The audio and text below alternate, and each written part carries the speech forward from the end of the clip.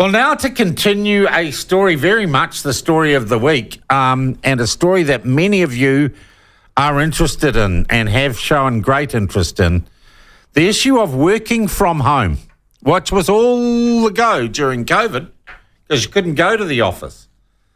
But now it would seem the government has had to intervene to tell public servants in particular that those days are over and they better get their asses back into the office, and they better understand that working from home has to be negotiated and such arrangements have to be formalised, and the preference is that you get your ass off your couch and back into the city, back into the office.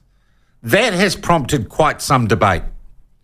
And many people have called into this show and talked about, say, they believe the day of going into the office is over, working 5 days a week is over. They say our cities are no longer fit for purpose and for the way that we live our lives, and technology has changed everything. I suspect our next guest will have some counterfactuals to that view, and we should note that he is a significant office property owner, not just here in New Zealand, but indeed around the world. He is one of our most colourful and high-profile, property investors, businessmen. His name is Sir Robert Jones, and he joins us on the line from, are you working from home this morning, Bob? Hello, Sean. Good morning. You at home or at the office? No, I'm lying in bed. I've just had my natural human right of breakfast in bed. Okay, Bob, do you believe, as many of our listeners do, that Nicola Willis telling the public servants to get back into the office and stop working from at home is a pointless thing to do, that the day of people commuting into town and spending most of their working day in a physical location, being an office, is in fact over? No, it's far from over. Indeed, the trend's going the other way, as you know, if you read the papers. I naturally have an interest in this. I own about 40 prime location, really prime, though, I know, office buildings here and in Britain. And it's just a sort of hobby like stamp collecting. It's a bit childish, I suppose, but nevertheless we do. So naturally I've taken an interest, and I can tell you with a fair degree of expertise, I've read everything that's been written about it that I can find. More particularly, I've read the studies. The studies fall into two categories. There were the university studies in America and others like it, and they've all come up with pretty similar measurements, namely that the working from home has produced, to the extent it's measurable, a loss of about a fifth, 22% is the average of productivity. Right. Then there's been quite a spate of others that say, no, it's terrific. It increases productivity. What's unique about those ones, however, is they all comprise polls, surveys of people who are actually working from home or allegedly working from home. So in other words, they preordained. But look, we will look back on it as a historic sort of a thing that's dead. Of course, people have got to go. What you have to understand is that I'm reading a lot of these complaints by the people who are so-called working at home. I'm sure you know many, many stories. I certainly do.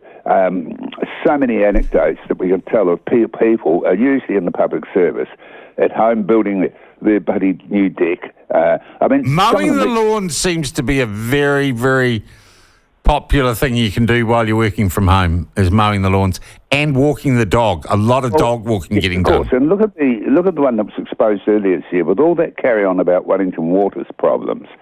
And then there was the Chinese girl, ethnic Chinese, she was a Kiwi, and she went and filmed herself. Here I am working from home, this sort of thing, in a bikini, and it was summertime, on the beach at Oriental Bay, etc., etc. And the silly bugger, she went and put it up on a Chinese website, completely insensitive to the fact that Kiwis, other Kiwis probably of Chinese ethnicity, follow the website, and she was exposed.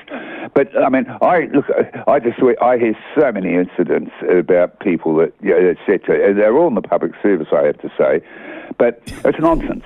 One of the things I find interesting, the complaints are that they're complaining about the cost of transport. We never heard that before. The other thing is interesting. they complain about their working conditions. Now, you're familiar with my office. Yep. I worked this out a long time ago, long before COVID, what the future was, and that is delivering up beautiful office suites, which we do. So, you're familiar with it. You go to my office. Yeah. And you walk into our offices, and there's space. And there's art all over the walls. It's like a bloody art gallery, your place. That's right. Well, no, I'll tell you what. You have a look at our tenants. We have a full-time buyer of art. I take an interest, of course, so I have to tick them off. We spend a fortune on art every year. So we're probably the biggest buyer of art, we would be by a country mile, of art in New Zealand. We deal with dealers all over the country. They send us photos of their exhibitions. The average dealer has about 10 a year. Yeah. And the size and the sometimes we commission art. We've actually commissioned some New Zealand artists and had paintings go up in Scotland into office buildings. Some of them quite good, actually. I rather like them, but with appropriate theme. But the thing is that we make our offices are occupied because we make them so habitable. Well, for example, we provide a terrific gym on the terrace in Wellington, with personal trainers, the whole thing. It's free to the occupants of our offices. Now, it's so popular, we're building another one only 100 yards from it, in what was the old Kirk's building, etc. It's been finished off. You've got to remember, just getting things done in New Zealand. I mean, the Kirk's building, getting that strengthened, it'll all be complete soon. Some shops are there, but that's taken three times So, Bob, as long. are you arguing that, you're saying, look at the data, anyone working from home is 22% less productive no matter what they tell you about how nice it is to be able to walk the dog. Right, so that's the evidence. And then you say, but then we have this almost generational issue with the millennials. Oh, well, why should I have to go to the office every day? That's not the way I think and what people tell me. There's a chap in Auckland, he's actually a tenant in one of our buildings, one of our big buildings. He's been arguing for the 4-day week. That's a legitimate argument. If you're prepared to pay the price of it. If you, the 5-day week is purely arbitrary. God, my dad, he was a factory worker. He worked 7 days a week and 4 nights overtime for a period in the late 40s, and we still bloody starved. Bob, are you saying, though, the economics would be to get those people working from home back into work, you save the 22% productivity, you could...